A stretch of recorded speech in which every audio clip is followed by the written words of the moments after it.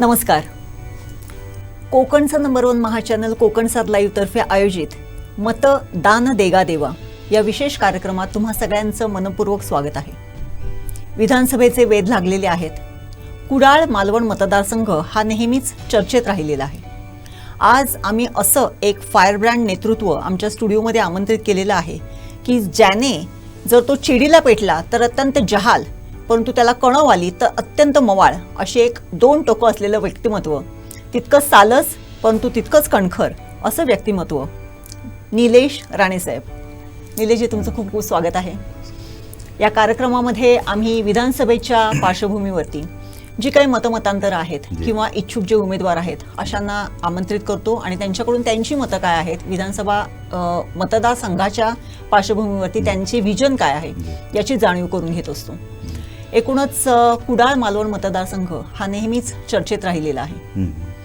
या मतदारसंघातून आपली देखील उमेदवारी जाहीर व्हायला काही 2-3 महिने शिल्लक आहेत असं आपण म्हणूया. पहिल्यांदाच मला विचारावंसं वाटते की कुडाळ मालवण मतदारसंघ की ज्याच्यामध्ये एका बाजूला मच्छीमारांचा प्रदेश, दुसऱ्या बाजूला कुडाळसारखं ट्रेडिंग सेंटर, तिसऱ्या बाजूला शिवापूरसारखा आणि माणगावसारखा कृषीप्रधान प्रदेश, अशा 3 वेगवेगळ्या विभागांमध्ये विभागलेला हा मतदारसंघ, काय व्हिजन आहे तुमचं? मी या जिल्ह्यामध्ये थोडं तुम्हाला मागे घेऊन जातो की ही सुरुवात नाही आहे माझी. मी ह्याच विभागाचा खासदार देखील राहिलेलो आहे. रत्नागिरी सिंधुदुर्ग मिळून हा एक मतदारसंघ आहे आणि त्यामध्ये कुडाळ मालवण तेव्हाही मतदारसंघामध्ये होता.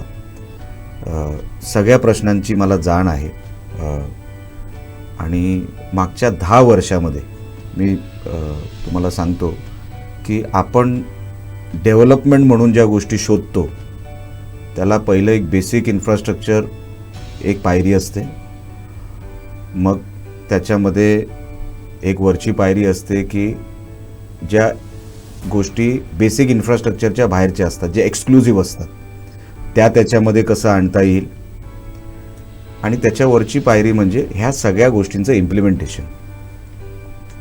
मागच्या 10 वर्षामध्ये 2009 ते 2014 आणि त्याच्यानंतरची ही जी 10 वर्ष आहेत, ह्या कुडाळ मालवण मतदारसंघामध्ये राणेसाहेब आमदार म्हणून अनेक वर्ष राहिले. बरोबर. 2014ला त्यांचा पराभव झाला. तेव्हापासून ते आत्तापर्यंत मी त्या प्रत्येक DPDCमध्ये असायचो, मी मंत्रालयाच्या प्रत्येक बैठकीमध्ये असायचो. कॅबिनेट सोडून जेवढं ह्या मतदारसंघाचं कुठे काय आहे काय नाही आहे एवढं सगळं मी जवळून बघितलेलं आहे. आपल्याला 21व्या शतकातला मतदारसंघ हा बनवायचा आहे. बरोबर. त्याच्यासाठी काय करावं लागेल? पहिलं तर आपल्याला व्हिजन पाहिजे की मतदारसंघ म्हणजे नुसतं बेसिक नाही, तर त्याला अनेक गोष्टीची जोड आली पाहिजे. मी परवा पण कुठेतरी बोललो, आपण जेव्हा परदेशात जातो तर नेमकं आपण काय काय कशासाठी जातो? सगळं नीटनेटकं फिरायला ठिकाण, जेवण, अकॉमोडेशन, या सगळ्या गोष्टी असतात. हा झाला फक्त पर्यटनाचा भाग. शिक्षण, आरोग्य. 21व्या शतकात आपण राहतो, ह्या मतदारसंघात तसं काहीच दिसत नाही. जेव्हा प्राधिकरण ह्याच मतदारसंघात, कलेक्टर कार्यालय, SP कार्यालय, हे जिल्ह्याचं नाकच आपण प्रशासकीय सगळं. मग तुम्ही ते 3 हिस्से सांगितले, सह्याद्रीचा पायथा, मग कुडाळ आणि मग किनारपट्टी. जे 2014ला प्रश्न होते आज पण तेच आहेत. मच्छीमारांचे प्रश्न सुटलेले नाहीत, इको सेन्सिटिव्हचा विषय सुटलेला नाही. बरोबर. ट्रेन स्टेशनचे अजूनपर्यंत, ते आता पालकमंत्री आल्यामुळे जे काय बाकीचं झालं ते झालं, पण बेसिक ज्या पॅसेंजरची जी तक्रार आहे त्याच्यावरती निवारा कुठेही झालेला नाही. मग अशा कुठल्या क्षेत्रामध्ये आपण 10 वर्षाचं आपण जेव्हा बघतो की सुरुवात कुठून केली पाहिजे, तर आपल्याला 0पासून सुरुवात केली पाहिजे असं माझं म्हणणं आहे. मंत्रालयाला माहीतच नाही की इकडे एक मतदारसंघ पण आहे. नितेशनी तसं कॅलिबर दाखवलं, होल दाखवला, तिथे कणकोली मतदारसंघ मंत्रालयाला माहिती आहे. केसरकर साहेब मंत्री आहेत, त्यांची एक वेगळी छाप आहे, मंत्रालयाला मतदारसंघ माहिती आहे. इकडचे आमदार ठसा उमटायला ते कमी पडले आणि मंत्रालयाला माहीत नाही इथे पाठवायचं काय. आपण राणे साहेबांना का आठवतो की साहेबांनी इतकी वर्ष कमांड ठेवला प्रशासनावर कमांड म्हणजे काय, नुसतं 200 कोटीचा प्लॅन नाही. आता कुडाळ मालवणचा प्लॅन हा 200 कोटीच्या वर जाऊ शकत नाही. मग मी काय अभियंत्यांना विचारलं, का आपला कुडाळ मालवणचा प्लॅन 200 कोटीच्या वर जाऊ शकत नाही, काय अडचण काय, तर प्रस्तावच नाही मागच्या 10 वर्षामध्ये.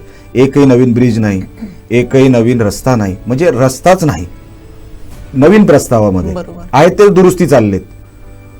मला कळले की इथे झिरोपासून स्टार्ट करणं गरजेचं आहे, म्हणून जास्त लांब उत्तर देत नाही.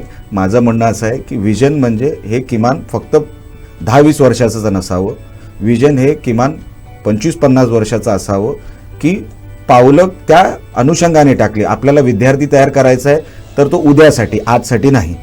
आपल्याला मेडिकल फील्डमध्ये आपल्याला काही चांगल्या गोष्टी करायच्या त्या उद्यासाठी, जीव वाचवण्यासाठी, जीव फक्त व्हेंटिलेटरवर ठेवायला नाही. खेळाडू तयार करायचे, फक्त सचिनचं नाव घेऊन चालणार नाही.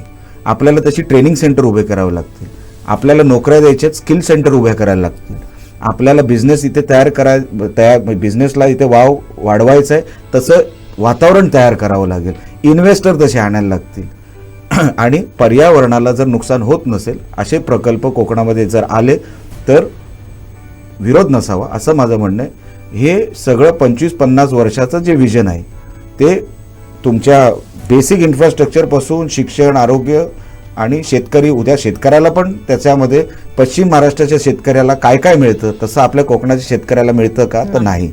आपला शेतकरी मागत सुद्धा नाही, आपला कामगार मागत सुद्धा नाही.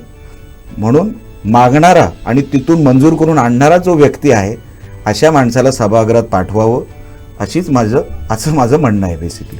बरोबर आहे की आपला इथला जो शेतकरी किंवा आपला कोकणी माणूस हा स्वाभिमानी आहे हे प्रत्येक वेळेस बोललं जाते.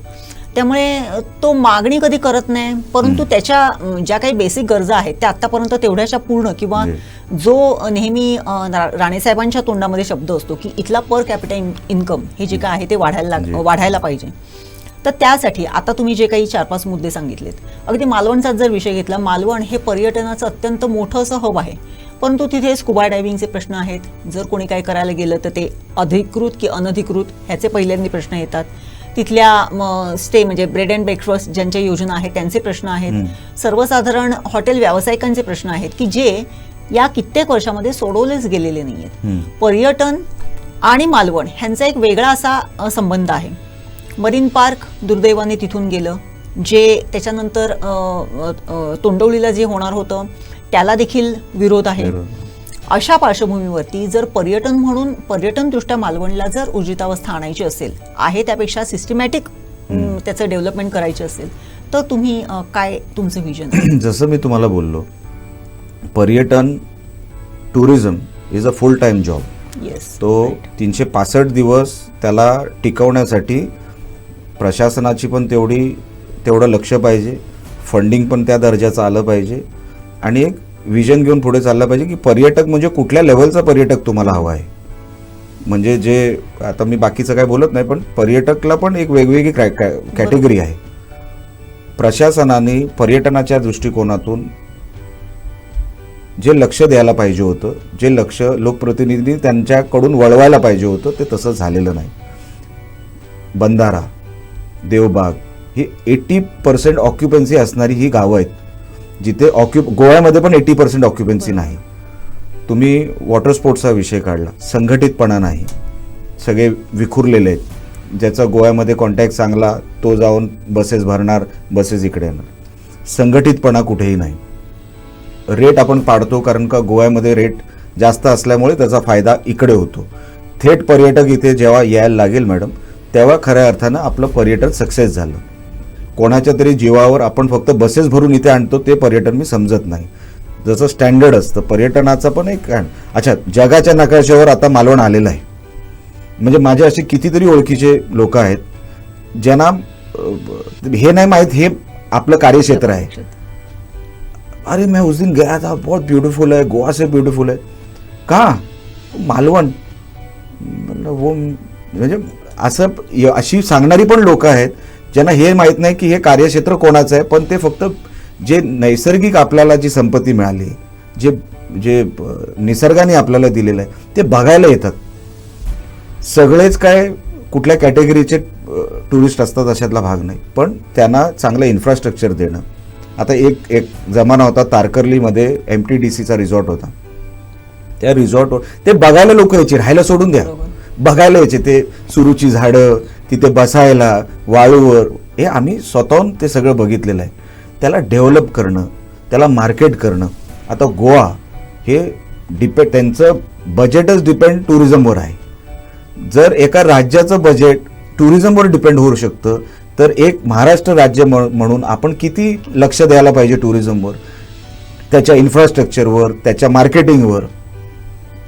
आमची लढाई तिकडे आहे की साहेब हे असं करा की फोकस जाऊ दे आपल्या सिंधुदुर्गावर. ऑटोमॅटिक धबधबे बघायला येतात मॅडम, धबधबे खाली वडापाव सुद्धा मिळत नाही, फक्त धबधबा कोकणातला आहे म्हणून बघायला येणारी लोक मला माहिती आहेत.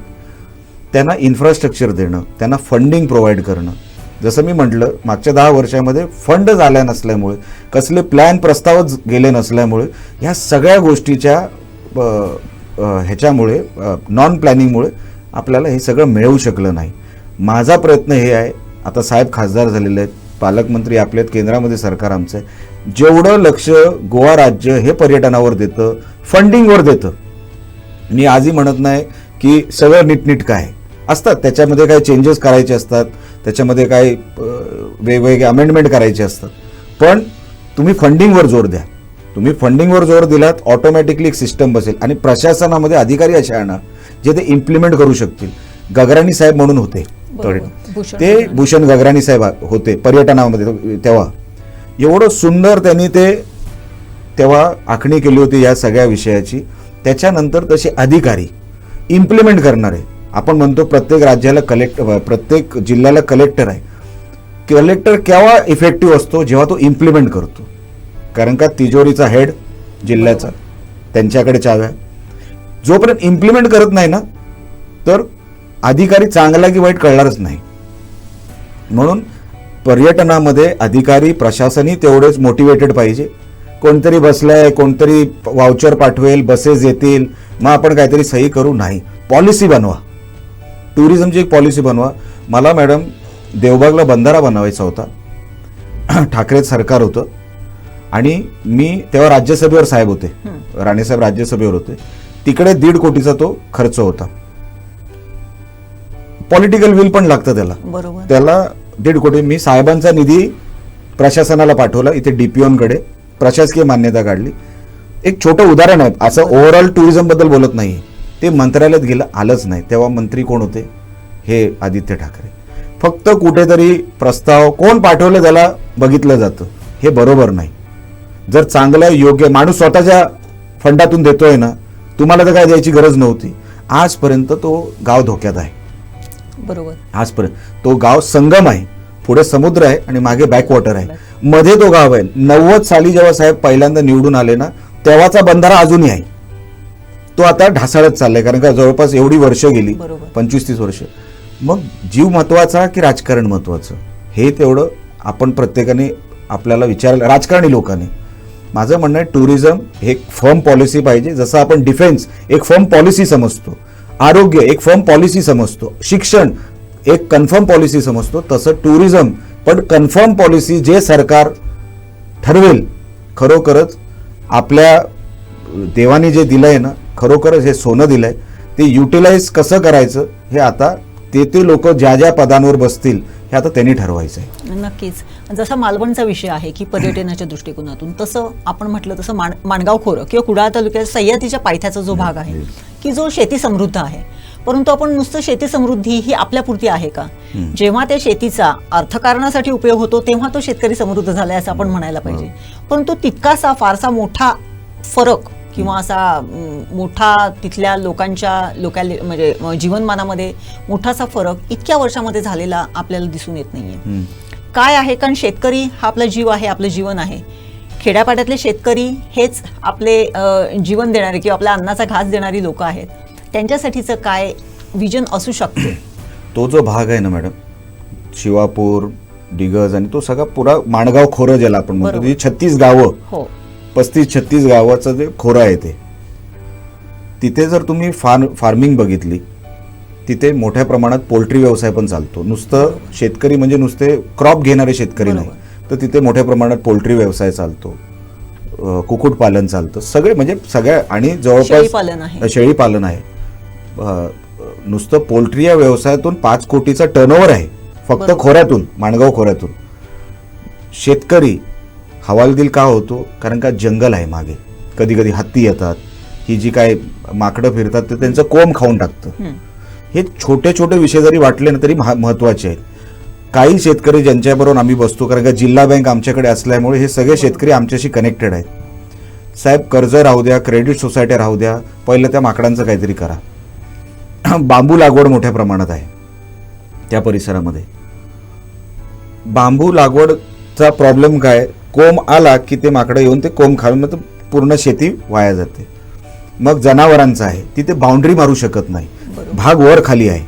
आपल्याकडे पश्चिम महाराष्ट्रासारखा असा सलग कुठेही हे नाही, वरती खाली असल्यामुळे हे सगळे आम्ही शेतकऱ्यांबरोबर बसून आम्ही मार्ग काढतो.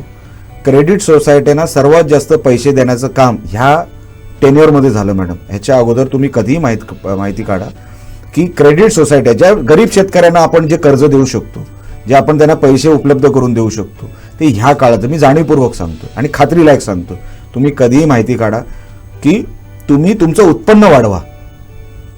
नुकसान भरपाई ही तुम्हाला सरकार देईल, त्याच्यासाठी थांबू नका. आम्ही बँक म्हणून तुम्हाला जेवढं कव्हर करता येईल तेवढं आम्ही तुम्हाला कव्हर करू. पण मुळातच शेतकऱ्याचं सेंटिमेंट डाऊन झालं आहे काही प्रमाणामध्ये. मी परवा पण कुठेतरी बोललो की मुलाचं लग्न जरी करायचं असेल तर समोरचा म्हणजे मुलीचे आई वडील विचारतात की मुलाला नोकरी कुठे आहे. आता शेतीवर सगळे समाधानी नाहीत. तर हे सगळं जे आहे ना, हे ग्रामीण भागातले प्रॉब्लेम आहेत, ते छोटे छोटे आपल्याला आयडेंटिफाय केले पाहिजे. मला लक्षात आलं की शेतकऱ्याला अडचण कुठे कुठे येतं. त्याला कुठे टिलर हवा असतो, कुठे त्याला ट्रॅक्टर घ्यायचा असतो छोटा सिंगल मोटर, तर त्यांना जे अवेलेबल करून द्यायचं ना ते आपलं काम आहे. शेती फोटो काढायला आम्ही ट्रॅक्टरवर बसून कुठल्या तरी एका शेतामध्ये त्या गाडी फिरवणं हे माझं काम नाही. शेतकरी अडकला कुठे आहे, त्याचं लोन रिस्ट्रक्चर होतंय का? आंबा बागायतदारांचं लोन रिस्ट्रक्चर होतं. अनेक वर्षांपासून बिचारा आंबा बागायतदार मागतोच आहे, माझं लोन रिस्ट्रक्चर करा, लोन रिस्ट्रक्चर अजून होत नाही. हे सगळे जे प्रॉब्लेम आहेत ना, हे आयडेंटिफाय केले पाहिजे. म्हणून शेतकरी म्हणजे फक्त युनिफॉर्म शेतकरी नसतो, एका पॅटर्नचा शेतकरी नसतो. भात शेती करणारा शेतकरी वेगळा आणि बांबू लागवड करणारा वेगळा. हे सगळे आयडेंटिफाय करून आम्ही बँकेबरोबर जेव्हा बसतो ते आम्ही बोलतो की पहिलं जिथे लोन स्ट्रक्चर आहे त्यांना लोन रिस्ट्रक्चर करून द्या. जिथे ज्यांची अडकलेली प्रकरणं आहेत ती अगोदर त्यांना रिलीज करून द्या. ज्यांना क्रॉप विकत घ्यायचं आहे त्याच्यासाठी आपण काय सवलत देऊ शकतो का? वेदर, हवामान हे पण शेतकऱ्याला तेवढंच महत्त्वाचं आहे. त्यांना ते तुम्ही बँकेतून काय त्यांना हे करू, तुम्ही कनेक्टिव्हिटी वाढवा. आता जसं फूड डिलिव्हरीचे ॲप आलेत, बरोबर, की माणसाला आता अर्ध्या तासात कुठे मुंबईमध्ये ठाण्यामध्ये ते ॲपवर तुम्ही जेवण अर्ध्या तासात, म्हणजे ती कनेक्टिव्हिटी पाहिजे. शेतकऱ्याला कळलं पाहिजे कुठला क्रॉप कधी लावा, दुहेरी पीक कधी लावा, कुठलं पीक कधी घ्यायचं हे तुम्ही आयडेंटिफाय करा. हे सगळं कोकण हे कधी जसं तुम्ही बरोबर म्हटलं मागायला जात नाही, पण आयडेंटिफाय तरी करून त्यांना ते योग्य मार्गदर्शन जर दिलं. आणि हुशार आहेत आपल्याकडे अतिशय समजणारी लोक आहेत आणि एकदा बोललं की ते लगेच पिकअप करतात. हो, हे तेव्हा ते तज्ज्ञ बोलले होते, ते आपल्याला केलं पाहिजे. म्हणून हे सगळं शेतकऱ्यांचा दृष्टिकोन पण आपण मनात ठेवून, डोक्यात ठेवून, त्यांना जे गरज आहे, ज्या क्रॉपची गरज आहे, ज्या वस्तूची गरज आहे, त्याच्यामध्ये हवामान खात्याने त्याचं कुठे निकषामुळे प्रॉब्लेम करायला नको, बँका त्याचा प्रॉब्लेम करायला नको. आता आंब्याचा का मोहर कधी येतो आणि निकष लागतो, सरकारी निकष लागतो एप्रिलमध्ये. समजा कधी हवामान बिघडलं फेब्रुवारीमध्ये, आमचा शेतकरी गेला. वर्षानुवर्ष निकषच बदलले नाही. कापसाचे बदलता, ऊसाचे बदलता. मग आपल्या हे आयडेंटिफाय केलं नाही तर होणार नाही. म्हणून माझं म्हणणं आहे का बाबा आमचा कोकणाचा निकष का आम्ही फेब्रुवारीमध्ये जर आमचा मोहर गळला आंब्याचा तर आम्ही पात्र नाही आहोत, आम्हाला कर्जमाफी मिळणार नाही किंवा आम्हाला नुकसान भरपाई मिळणार नाही. हे निकष कोणी लावले? कुठल्या तरी जमान्यामध्ये हे निकष लागले, बदललेच नाहीत. आमचं म्हणणं आहे आमचा अटॅक तिकडे आहे, मुळाशी. शेतकऱ्यांना जर कायमचं यशस्वी करायचं असेल तर नुसतं वरवरती नाही, माकडांना पळवा हे आपलं काम. मुळापासून तो प्रॉब्लेम आयडेंटिफाय करून त्याला मुळापासून काढलं पाहिजे बाहेर, हा माझा विषय. आणि ते होईल, काही डिफिकल्ट नाही, हा काय स्पेस सायन्स नाही. हे तज्ज्ञ अनेक बसलेले आहेत, इच्छुक आहेत, फ्री ऑफ कॉस्ट करायला इच्छुक आहेत. हे फक्त योग्य माणूस, योग्य पद, योग्य आयडेंटिफिकेशन आणि प्रशासनाची त्याला जोड मिळणं, हे खरोखरच आज काळाची गरज आहे. खरं आहे तुमचं म्हणणं. क्रॉपिंग पॅटर्न किंवा अशा पद्धतीने ठरवून, कारण आपल्याकडे एकदा कलिंगड लावायला सुरुवात केलं तर सगळेजण कलिंगड लाव, मग इतका दर पडतो की त्यांचं जे काही त्यांनी घातलेलं असे मुद्दल सुद्धा त्यांना मिळत नाही. ते हे जे काय आहे हे कुठेतरी जर सुधारलं तर निश्चितच इथल्या शेतकऱ्याच्या हातामध्ये पैसा खेळायला लागेल. इथला तरुण जो गेली कित्येक वर्ष आपण बघतोय की इथल्या तरुणांना रोजगार इथेच मिळायला पाहिजे, ह्याच्यासाठी अनेक प्रयत्न होत आहेत. परंतु तरीही आजही आपल्या तरुणांचा मुंबई पुण्याकडे जाण्याचा जो ओढा आहे तो अजून कमी होत नाहीये. ती जी एनर्जी तिथे युटिलाइज होते, ती जर आपल्या सगळ्या आपल्या जिल्ह्यामध्ये जर युटिलाइज झाली तर आपला जिल्हा कुठच्या कुठे जाऊ शकतो. कारण आपल्या जिल्ह्यामध्ये यंगस्टर्सचं प्रमाण खूप मोठं आहे, टॅलेंट आहे, तरुणांचं प्रमाण मोठं आहे. तुम्ही एक युवाईचं नेतृत्व करणारे एक नेतृत्व आहात. काय सांगाल की हा जथ्था जो तिथे जातोय तो थांबण्यासाठी आपल्याला इथे काय करायला पाहिजे आणि शाश्वतरित्या काय करायला पाहिजे? जेव्हा माणूस एकीकडून दुसरीकडे जातो, जसं तुम्ही बोललात की जॉब ऑपॉर्च्युनिटी, जर काम नसेल तर माणूस भटकणार. काही भटकतो, काही वाया जातो, काही क्राईमकडे वळतो. जिथे पैशाचा अभाव असतो तिकडे ह्या सगळ्या गोष्टी घडतात. आमचं म्हणणं त्याहून सिरियस आहे की आम्हाला मुलांना का नोकऱ्या द्यायच्या आहेत, कारण का रिकामं पोट आणि भांडतं घर हे माणसाला क्रिमिनल बनवतं. आम्हाला आमच्याकडे क्रिमिनल बनवायचे नाही, त्यांना काही डिप्रेशनमध्ये टाकायचं नाही. म्हणून मॅडम तुम्ही बघितलं असेल जेवढे प्रकल्प येतात आम्ही समर्थन करतो. रिफायनरीचा आला काय, किंवा त्याच्या अगोदर अणुऊर्जाचा आला काय, किंवा कुठलाही आपला सी वर्ल्डचा असेल, आम्ही समर्थन का करतो. तेव्हा आरोप होतात राणेंनी जमिनी घेतल्या, निवडणुका गेल्या की त्या जमिनी दिसत नाहीत, मग राणेंकडे जमिनी नाहीत, निवडणुकीपुरत्याच जमिनी राणेंच्या. मी बोलतो आमच्या नावावर तर कुठला सातबारा करायचा नाहीये. अच्छा, कुठे जरी असं वाटलं की हे कोणाच्या तरी दुसऱ्याच्या नावावर घेऊन राणेंनी विकली, त्याचाही पुरावा द्या, आम्ही सोडून देतो सगळं. पण सातत्याने तुम्ही एकच लाईन पकडायची. त्याच्यामध्ये आज तुमचा हा प्रश्न तयार झाला की बेरोजगारांचं काय, त्यांना नोकऱ्या कुठे. मुंबईमध्ये आता तशा नोकऱ्या राहिलेल्या नाहीत, ठाण्यात नाही, पुण्यात नाही, कोल्हापूर नाही. मग आता एक बॉटलनेक आलं, एक सिच्युएशन अशी आली की आता नाही तर कधीच नाही. म्हणून ही जी व्यथा आहे की बाबा 1-2 प्रकल्प येऊ द्या, तुम्ही आणा, आम्ही तुमचा सत्कार करू, पण कोकणाला प्लॅन बी इंडस्ट्री ही हवी. म्हणून जसं बोललो टुरिझम आम्हाला प्रशासनाकडून, आम्हाला पॉलिसी म्हणून, फंडिंग म्हणून आम्हाला ते पाहिजेच. हे जोपर्यंत ठासून आपण उभं करत नाही, माझं म्हणणं एवढं आहे, उद्या समजा मी कुठल्या पदावर गेलो तर मला पहिलं बेरोजगारीवर, कारण का काही झालंच नाही ना मॅडम काम. आता कुडाळ MIDC बंद आहे, बरोबर, काही लोकांनी घरं बनवली आतमध्ये. म्हणजे मला आश्चर्य मिळलं, लोकांची घरं आहेत. मिळलं मग MIDC कुठे आलं? मला महाराष्ट्र इंडस्ट्रियल डेव्हलपमेंट कॉर्पोरेशन, मग घरं कशी बांधली लोकांनी? ही वस्तुस्थिती आहे कुडाळ MIDCची. मी बोललो हे काहीतरी प्रॉब्लेम आहे.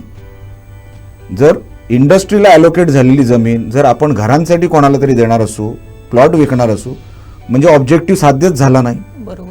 म्हणून हे सगळी चालना देण्यासाठी आपल्याला बेरोजगारांची, जसं नोकरी असेल, आता साहेबांनी ते स्किल अकॅडमीचं ते 200 कोटीचं उभं केलं, त्याचाही फॉलोअप सुरू आहे. प्लंबर, फिटर, इलेक्ट्रिशियन हे सगळे तयार होतील, दिवसाचा खर्च निघेल, महिन्याला काही घरी देऊ शकतील, असा तो ऑब्जेक्टिव्ह आहे. म्हणून आम्ही रिफायनरीसाठी भांडलो. आमचा पराभव झाला असेल जैतापूर नंतर, पण आम्ही भूमिका बदलली नाही. आमच्यावर टीका करणाऱ्या लोकांनी एअरपोर्टला पण विरोध केला.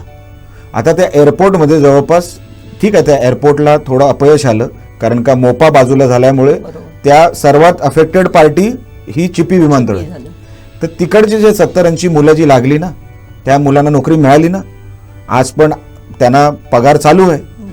म्हणजे त्या 70-80 मुलांसाठी पण झगडावं लागलं की एअरपोर्ट नको. म्हणजे मेंटॅलिटी बघा विरोधकांची, एअरपोर्ट नको. अरे बाबा, तुम्ही म्हणताय पर्यटन वाढलं पाहिजे, मग पर्यटक येणार कुठून? रस्त्याने तर फक्त काही येणार नाही.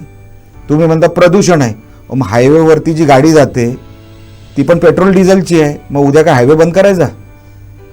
ती पेट्रोल डिझेलचीच आहे, त्याच्याने प्रदूषण होतच ना, पेट्रोल डिझेल. मला कुठेतरी थांबलं पाहिजे. आपण आपला एवढं आयुष्य आपण बघितलं, आपण राजकारणात आहोत पुढच्या पिढीसाठी. निलेश राणेला काय मागायची काय गरज आहे का? नाही. मंत्रिपदाचा वेळ आहे का? नाही. फक्त मला मिळालं ना, देवाने हे सगळं दिलं, तर कुठेतरी आपण पास ऑन केलं पाहिजे, त्याला कुठेतरी चांगलं फळ मिळालं पाहिजे. ही शर्यत आहे असं मी मानतो. तुम्ही जसं सुरुवातीला म्हटलात कुडाळ मालवणची विधानसभा, ठीक आहे, लढवणार, पण शर्यत ही कोणाला हरवायची नाही आहे.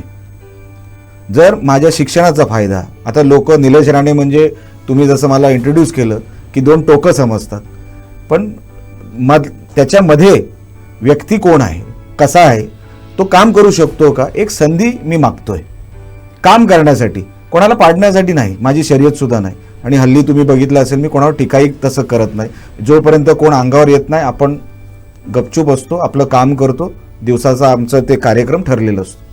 पण हे सगळं उभं करायला मॅडम खूप परिश्रम घ्यावे लागतील, खूप डोक्याने काम करावं लागेल, हातापायाने. आता ते दिवस आमच्या वडिलांच्या वेळेला, आजोबांच्या वेळेला, तेव्हा धावपळीचा जमाना होता. ती धावपळीमध्ये माणूस कमवत होता. आता एका जागेवर बसून जो नियोजन करेल, स्मार्ट वर्क, जो हे सगळ्याचं नियोजन करून इम्प्लिमेंट करू शकेल, आता सध्या ते युग चालू आहे. बरोबर आहे. आता तुम्ही म्हणाला ते बरोबर आहे की खरंच या सगळ्या गोष्टींची आवश्यकता आहे. एक पारंपरिकता ठीक आहे, ती एक येते, तो आपला एक वारसा आहे किंवा तो ठेवा आहे. परंतु त्याबरोबर आज जे जग म्हणजे 21व्या शतकातलं मतदारसंघ तुम्हाला करायचं, हे म्हणाला ते वाक्य फार महत्त्वपूर्ण आहे. या सगळ्या गोष्टींमध्ये आपण जेव्हा फिरत असतो त्यावेळेस थोडंसं राजकीय जर बघितलं, मध्यंतरी अशी एक वेळ आलेली होती की तुमचं एक स्टेटस आलं, सगळीकडे एक फार मोठी चर्चा झाली की मी राजकारणातून निवृत्ती घेतली. सगळं ढवळून निघालं, फार अगदी सगळेच जण की नक्की काय झालं तरी काय. पालकमंत्री रवींद्र चव्हाणांनी यशस्वी शिष्टाई केली, मध्यस्थी केली, ती कोणामध्ये असेल माहिती नाही, आपण म्हणूया. आणि पुन्हा एकदा तुम्ही होता त्यापेक्षा आणखीन चांगल्या पद्धतीने सक्रिय झालात. नक्की काय झालं होतं, एवढीशी काय असं टर्निंग पॉइंट होता की तुम्ही एवढ्या टोकाला गेलात? काय मॅडम, मी बाहेर जगाला कसं वाटतं मला माहीत नाही, पण मी माणूस म्हणून इमोशनल आहे. राजकारणी माणूस असतो का नाही माहीत नाही इमोशनल. ते म्हणतात पॉलिटिक्समध्ये you got to have thick skin.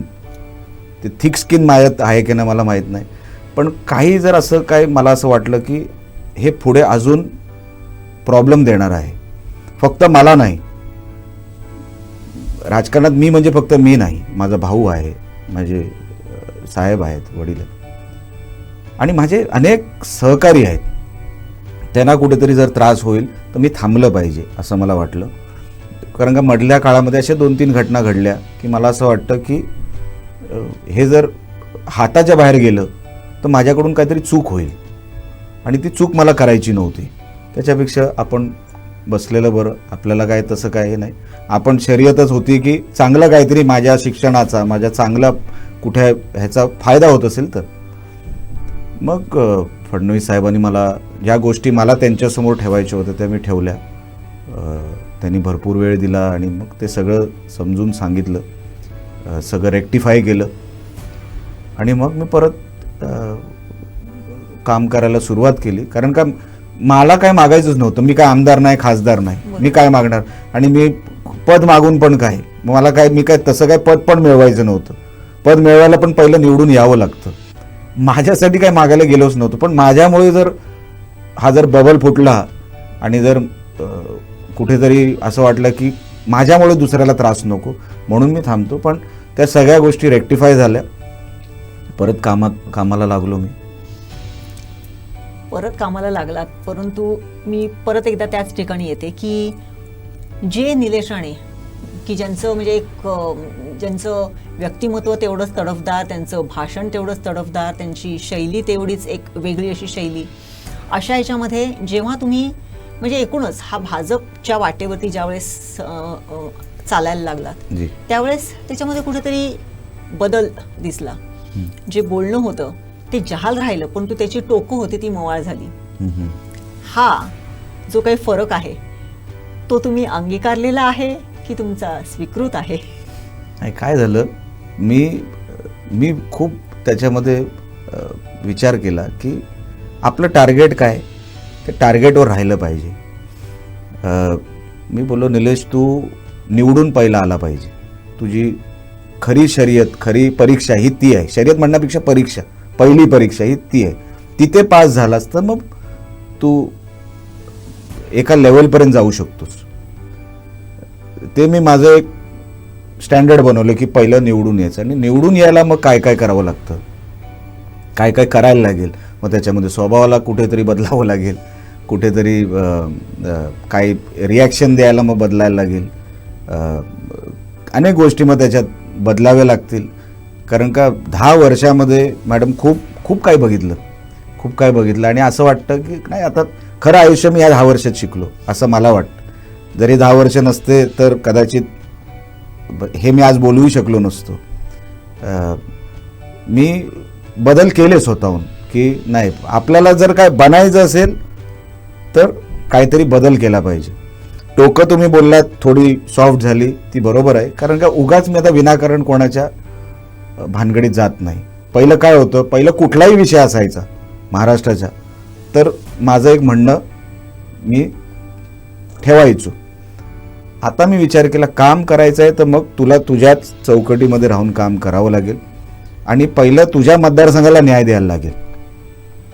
सगळीकडे हातपाय पसरून होणार नाही. कारण का कुठलंही काम करायला ना सभागृह लागतो. जर मी बिना सभागृह जर हे सगळं बोलत राहिलो त्याला मॅडम बाहेर नुसतं आंदोलन करून काय होत नाही. मी किती वर्ष आंदोलन करणार आहे, किती वर्ष फक्त रस्त्यावरती लढणार आहे, त्याला पण मर्यादा असतात. कार्यकर्ते बघत असतात की अरे आपण रस्त्यावरच एवढी वर्ष, म्हणून मी बोललो नाही आपल्या कार्यकर्त्यांना रस्त्यावर नाही ठेवायचं आयुष्यभर. त्यांना पण ते पण माझ्याबरोबर राहिले ना, पराभव त्यांनी बघितला पण ते राहिले. तर माझं नशीब मी समजतो की एवढ्या वर्षानंतर पण ही फौज जी माझ्या मागे आहे ते मी देवाचीच कृपा समजतो, राणेसाहेबांचा आशीर्वाद समजतो. ही त्यांची ताकद ही मला जी मिळाली हे राहिले माझ्याबरोबर. नाही तर मॅडम कुठला माजी खासदार हा कुठे आहे आज, ह्याचं कधी आपणही बघून घ्या. कुठे माजी खासदार हा जे होऊन गेले, एकाच दुसरा तुम्हाला नाव भेटेल, पण 10 वर्ष कोण संघर्ष करत नाही. मी बोललो नाही काहीतरी आहे जे आपल्याला परत या मातीकडे ओढतंय, आपण ह्या मातीतच काम करायचं, म्हणून मी परत आलो. आपण बघितलं की राणे म्हटलं की नारायण राणे, निलेश राणे, नितेश राणे, आणि त्याचं एक खूप चांगलं एक मिश्रण. परवा ज्यावेळेस राणेसाहेबांचा विजय झाला त्यावेळेस जो आनंद तुमच्या पूर्ण फॅमिलीमध्ये होता तो तिथे प्रत्यक्षात आम्हाला दिसत होता ऑन फील्ड. की म्हणजे 2 भावांमधले अत्यानंदाचे क्षण, आई आणि वडिलांमधले आणि त्यांच्या कुटुंबामधले अत्यानंदाचे क्षण, ही जी काही अटॅचमेंट आहे ती तुम्हाला ह्या सगळ्या गोष्टींमध्ये पुढे जाण्यासाठी सहाय्यभूत ठरते असं म्हटलं तर? हो 100% ती ताकदच आहे. फॅमिलीशिवाय मी कोणी नाही. हे एक सपोर्ट सिस्टम आहे म्हणून मी आहे, नाही तर कधीच ढासळलं असतं सगळं. त्यांनी खूप माझ्या भावानी, माझ्या फॅमिलीने, म्हणजे मला आठवतं की जेव्हा पहिला पराभव झाला मला कळलंच नाही की काय झालं. एक असतं ना की माणूस पहिल्यांदा हरतो. माझ्या म्हणजे राणे कुटुंबाच्या आयुष्यामधला तो पहिला पराभव होता. कधीच आम्ही हरलो नव्हतो त्याच्या अगोदर. सगळ्या निवडणुका आम्ही जिंकत आलो, 90 पासून ते 2014 पर्यंत कधीच हरलो नव्हतो. मी बोललो काय झालं काय, तर सुचायला पण वेळ जात की खरं हरलो काय मी. तर ते 2-3 दिवस तर ते समजायला गेलो की हो बाबा तू हरलायस. मग एक सपोर्ट सिस्टम जे फॅमिली म्हणून असतं ते मला मिळालं आणि ते एकदा म्हणजे असे ते तुम्हाला गोंजारत बसत नाही, ते तुम्हाला टफ बनवतात. कुठलाही व्यक्ती जर हारत असला किंवा हारला असला तर त्याच्याबरोबर रडायचं नसतं, त्याला ताकद द्यायची असते परत मिळवायला ते सगळं. आणि ते सगळं मला माझा भाऊ असेल, माझी आई असेल, माझी पूर्ण फॅमिली ह्यांनी खूप मला सपोर्ट केला. त्याच्यामुळेच मला असं वाटतं ही 10 वर्ष मला जरी मी खूप शिकलो, संघर्ष झाला, तरी हे आहेत म्हणून मी पण आहे. मला तो सपोर्ट वाटला. जसं मी म्हणतो माझे कार्यकर्ते आहेत, सहकारी आहेत, कार्यकर्ते म्हणण्यापेक्षा एक सपोर्ट सिस्टम आहे तो. नाही साहेब तुम्ही या परत, काय नाही झालं, हारलात तर काय आपण परत जिंकू, परत दुसऱ्यांदा हारलो, नाही साहेब काय नाही आपण परत येऊ. तर असं कधी मनाने हरू दिलं नाही. आणि जो मनाने हारत नसतो ना त्याला कोणच हरू शकत नाही, असं माझं म्हणणं आहे. बरोबर. आता जेव्हा कुडाळ मालवण मतदारसंघातून, विधानसभा मतदारसंघातून तुम्ही उमेदवारी जर तुमची आहे, म्हणजे तुम्ही लढताय, तर ती राणे विरुद्ध ठाकरे असा संघर्ष असेल की राणे विरुद्ध नाईक असा संघर्ष असेल? आमची कोण समोर आहे हे मला काही त्याच्याशी कधी देणं घेणं नव्हतं.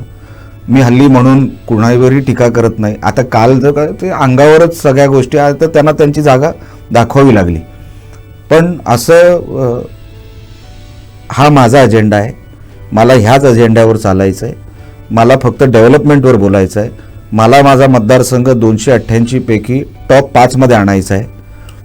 माझी शर्यत तिकडे चालू आहे. स्पर्धक कोण, विरोधक कोण, ह्याच्यापेक्षा मी माझं काम करत राहिलो ना तो लोकच मला निवडून देतील, असं माझं म्हणणं आहे. त्याच्यामध्ये मग सगळ्याच गोष्टीची जोड असते, स्वभावाची असते, टाईम अवेलेबिलिटीची असते, तुम्ही कसं हँडल करता कुठलीही सिच्युएशन त्याच्यात. पण स्पर्धक कोण आहे, ठाकरेंना कधी म्हणजे मीडियामध्ये असं वाटत असेल आम्ही त्यांना किंमत देतो, खरंच आम्ही त्यांना किंमतही देत नाही.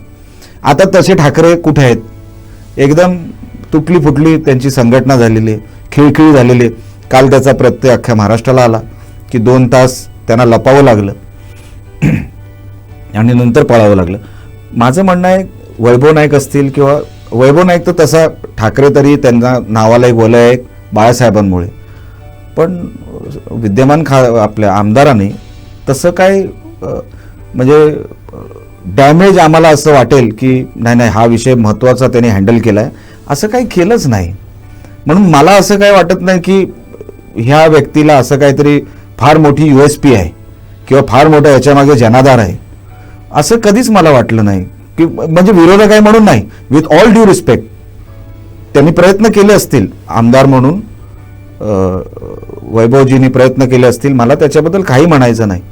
पण मला ते आव्हान कधी वाटलं नाही, चॅलेंज कधी वाटलं नाही. म्हणजे हे तर कोणी करू शकतं. त्याच्यामध्ये आमदार म्हणून जे मी साहेबांबरोबर मॅडम महाराष्ट्र फिरलेला माणूस आहे, सभागृह पार्लिमेंट मी फार कमी वयात बघितलेलं आहे. महाराष्ट्राचं असेंब्ली मी गॅलरीत बसून अनेक वेळा बघितलेले, अख्खा महाराष्ट्र मी बघितला ह्या वयात. त्या तुलनेमध्ये ना ती स्पर्धा मला तशी हे वाटत. बाकी लोकांवर आहे, मी लोकांना कधी हेही नाही की लोकांनी मलाच निवडून दिलं पाहिजे. मी विनंती करतोय, मी एक संधी मागतोय, मी कोणाला कमी लेखून नाही. माझा रिपोर्ट कार्ड आहे, ह्या माझ्या रिपोर्ट कार्डवर तुम्ही बघा, तुम्ही तुमचा निर्णय घ्या आणि योग्य वाटत असेल तर एकदा संधी द्या, हेच माझं म्हणणं आहे. बरोबर. गणेश चतुर्थी जवळ येते, गणपती बाप्पा विराजमान होतील लवकरच आपल्या प्रत्येकाच्या घरामध्ये. अरिष्टांचं नाश करणारा म्हणून, विघ्नांचा नाश करणारा म्हणून गणपतीची ख्याती आहे. बाप्पाकडे काय मागाल? मी मागताना मी याला काय राजकीय उत्तर देणार नाही, पण आज अनेक गोष्टींची गरज आहे आपल्या विभागाला.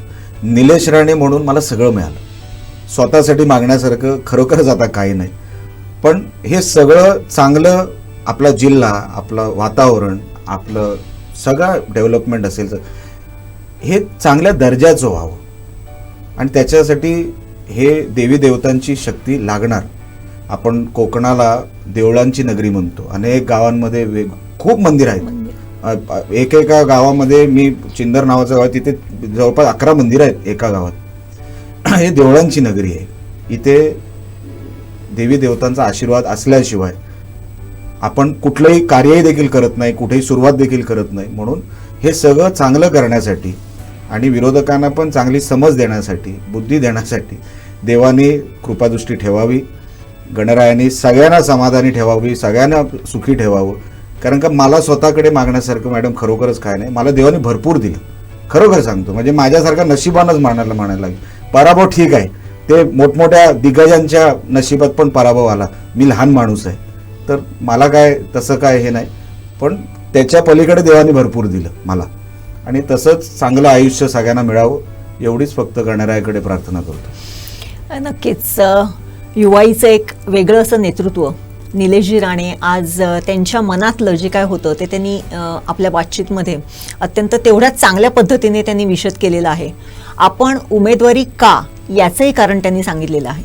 ते एक आपलं प्रगती पुस्तक घेऊन इथल्या मतदारांच्या समोर उभे आहेत आणि त्याच्यामध्ये मार्क्स तुम्ही भरायचे.